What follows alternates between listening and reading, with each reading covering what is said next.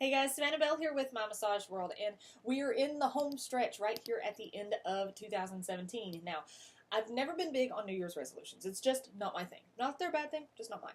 So I don't see the point in waiting until the new year to actually take action on something. I think you should be, setting and striving to achieve goals at every point throughout the year. But I do think that if you haven't got your goals lined up and a plan laid out to get there, now is the perfect time to do so. And I know that everybody and their grandmother's dog is talking about resolutions and goals right now, and it can be annoying. But seriously, whether you take my advice in this video or somebody else's, if you want the next week, the next month, the next year to be great, you gotta set some goals and figure out a plan to actually get there. But before you figure out what to do and how to do it in the new year, you first need to look back at the year that you're wrapping up, because there's all kinds of stuff to learn from it. So first, let's look back at 2017. I want you to answer some questions for me. So get out a pen and a piece of paper and take a minute to actually write these down. Even better, share your answers in the comments. It might help somebody else who's doing this with you. Now keep in mind that the whole point of this is to kind of get a bird's eye view of your year so you can analyze what went right and what went wrong so that you can move into the new year with some fresh insight so you're not just repeating the same mistakes over and over or not doing those right things that worked for you so well in this year. So question number one, what are you grateful for? I know that can seem cheesy to some people, but gratitude is really important. Sometimes we forget just how good we have it. So start with something simple and yet freaking huge. You have a roof over your head and food on your table. That alone makes you far more blessed than a lot of people in this world. Then work your way down to the details of everything in your personal life and your professional life that you're grateful for. Did you open your business this year and you're still holding your head above water? Yeah! That's amazing. What about the clients who come back again and again, even if it's just a handful? The equipment that you have that's reliable, the savings account that you started to build, even if it's not where you want it yet. Take note of all the things that you have to be grateful for. I think we all too often start looking toward the new year with this almost defeated outlook. Well, I didn't get this or that done, or I didn't hit this certain goal, or I didn't follow through with my resolution, so what's the point next year, or whatever. And instead of looking back at all that we have and all that we've been blessed with over the year and all that we've accomplished, we instead look at all that we don't have or all the things that we didn't do. So focus on the good. I was actually listening to a podcast a while back about a charity that digs wells in these really remote locations where people do not have access to clean water at all. In some of these places, women and girls are walking for 8 to 10 hours every single day to bring water to their family, and the water is usually in horrible condition with all sorts of parasites and microbes in it that lead to all kinds of illnesses. And one of the things that this woman said in this podcast that really struck me, and it stays with me whenever I catch myself focusing on the bad things that are going on in my life, or at least what I think are bad. She said they went back a few years after putting a well in one of these remote villages, and she asked people what was the biggest difference to them since getting this well and having clean water right there for everybody to use. And a woman replied, "We can name our babies now." Because before, they didn't name their children until they got through infancy, because so many died of waterborne illnesses as babies. And I was listening to this, holding my daughter, looking out over a 36,000-gallon pool full of clean water that we play in the summer. So gratitude will give you an entirely new perspective of what you have over the year and how to move into the next. So please do not skip this step. No matter where you are in life, you have so much to be grateful for. Question number 2, what were your priorities? Basically, where was your focus, and did something else falter because you had tunnel vision on that priority? It's really easy to do that sometimes, or do you feel like you had a good balance? Sometimes we get so focused on business that we neglect our family time, or we focus on getting a break from work and spending time with our families so much that we neglect the business. And to get a little bit more detailed here, were you focused so much on getting clients in the door that you maybe spent too much time and money jumping on the latest marketing trends without really looking at your return on investment? Or maybe you prioritized adding new services or modalities into your practice that veered you from your primary business structure and your ideal client. Think about where your priorities were. What positive and negative effects did they have? That'll teach you a lot about where you want to go next year. And question number 3, what did you accomplish? Whether it's something as small as keeping a commitment to do weekly videos on your Facebook page to drum up business, or as big as saving enough to put a down payment on a house. What can you be proud of? So I want you to actually get out your calendar, your journal, wherever you keep your plans, your to-do list, your brain dump, whatever. And I want you to look back through it. Oftentimes we forget the struggles that we faced over the year and how we overcame them. Again, we always look at the negative. So for instance, in February of this year, I launched our membership program with My Massage World for massage therapists.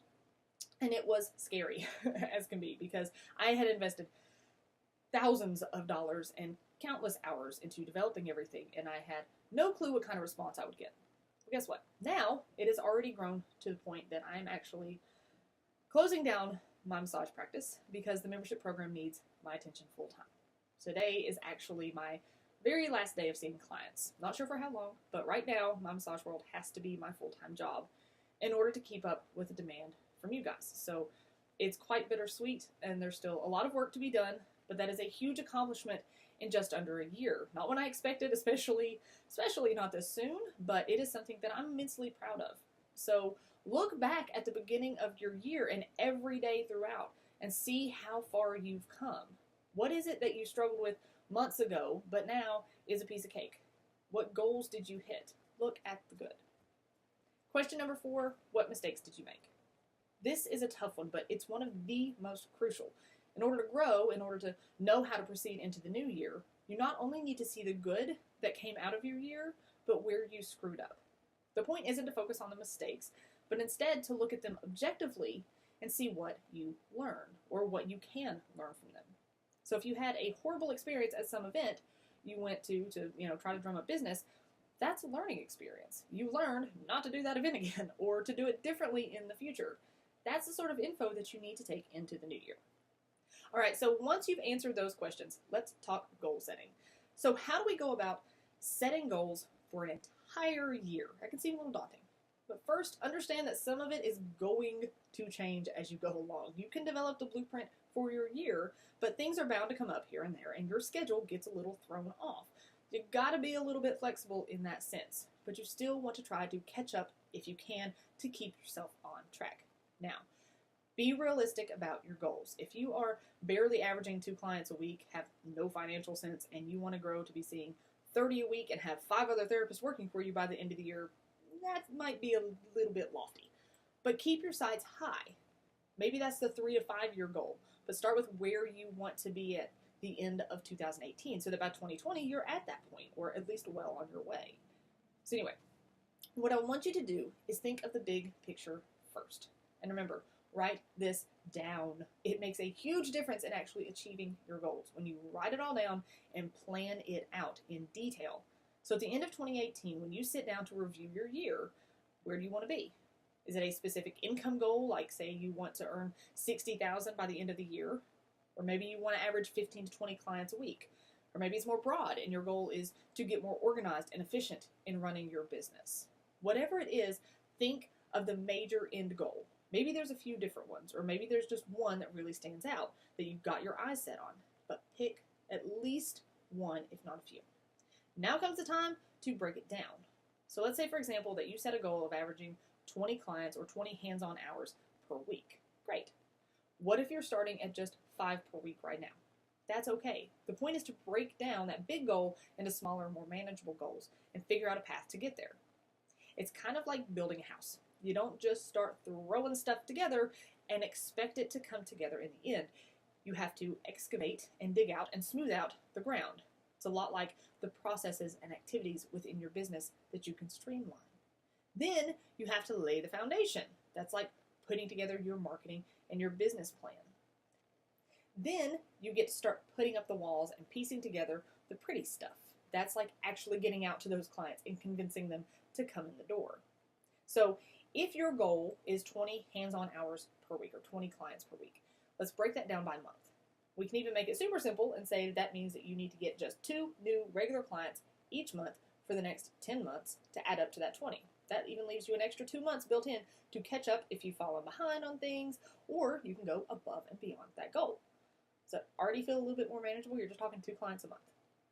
So sometimes we set these lofty goals and they just seem overwhelming. But then when you break them down like that, it's not so daunting of a task. All right, so we can focus on this client building. We need to make sure our ground is excavated. We've got to streamline our processes and activities in our business. So maybe that's spending the first few weeks of the year organizing every process. You work up a phone script or set up online booking.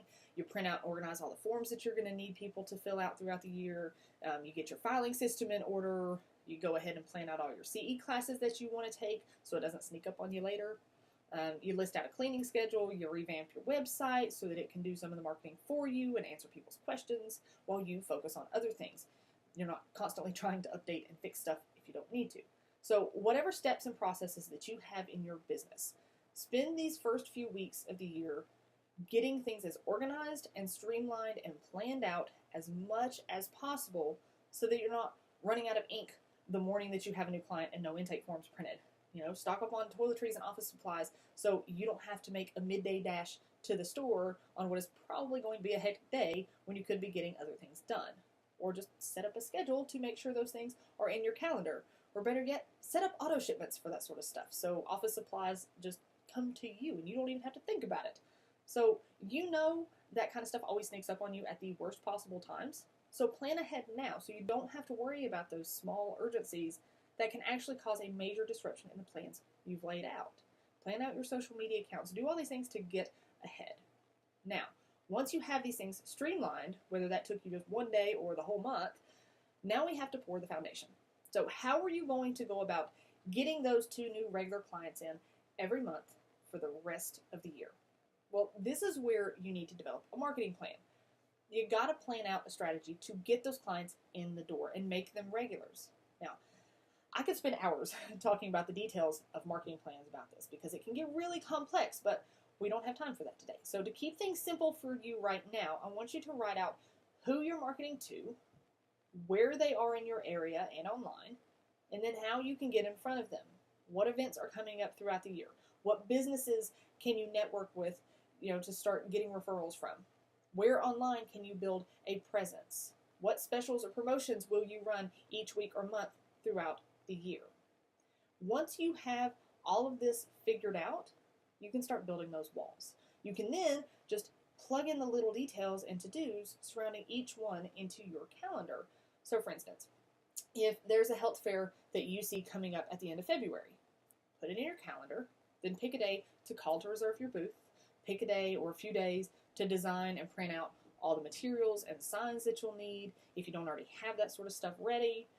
Set out all the supplies that you'll have to take, all of that sort of stuff. Plan it out in as much detail and like you would any other appointment on your schedule. So the sooner and in more detail that you plan the stuff out, the more strategic you can be in your preparations as things get closer on your calendar. Remember, when you've broken these things down, think of the lessons you learned this year and how you can do more of the right things and less of the wrong things as you work your way through this path toward your end goal. So you see, what you've done is taken the big year-long goal, broken it down into monthly chunks, then broken that down even further into actionable steps each day or week to complete so that you can reach that goal each month, so that by the end of the year, you've reached that big goal. If you attend 2 events, network with 3 or 4 businesses, and run 1 Facebook ad per month, I just about guarantee when done correctly, you'll get half a dozen new clients in the door at the very least, and then it's just about a retention strategy to keep at least 2 of them coming back on a regular basis. If your goal was a specific income, then just break that down by month and by week so you can see what you have to make every week to get there so you can plan how. Whatever your goal is, break it down and make it manageable and actionable so that you're working toward it every single day. That is how stuff gets done. That's how you keep a resolution. And as we approach the new year, remember, look back with gratitude and learn from every aspect of your year. Then use those lessons and that gratitude to move forward into 2018. So I hope this helps you achieve whatever amazing goals that you set for yourself, and I wish you nothing but success and happiness in the new year. So let us know your answers to those 4 questions and your goals for the new year if you want to share in the comments below. I would love to hear them. Thank you so much for watching today. As always, check us out at mymassageworld.com. Like us on Facebook, subscribe to us on YouTube, and stay tuned for more videos.